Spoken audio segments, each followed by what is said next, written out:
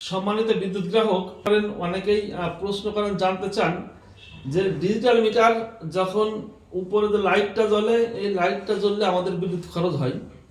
অনেকের ধারণা এটা, এই মিটারটা দেখেন কোনো সংযোগ নাই, অথচ এই মিটারে দেখেন পয়েন্ট উঠতেছে।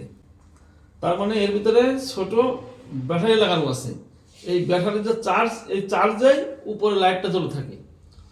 অনেক গ্রাহক মন্তব্য করেন যে আমাদের এমনিতেই বিল আসতেছে, যেহেতু উপরে লাইট জ্বলে আসে, আসলে এতে অনেক ব্যবহার হয় না, একবারে 0 পয়েন্টের এই যে আমাদের ডিসপ্লেটা আছে। ঠিক আছে, তাহলে ডিসপ্লে থাকলে কি কি সুবিধা মিটারের আপনারা দেখতে থাকুন। এটা হচ্ছে তারিখ, এই তারিখের পরে আসবে কত বাজে, এখন বাজে 10টা 5, তারিখ দেওয়া আছে। এরপরে ভোল্টেজ, এই দেখেন ভোল্টেজ, তার মানে সংযোগ নাই বিধায় ভোল্টেজ 0।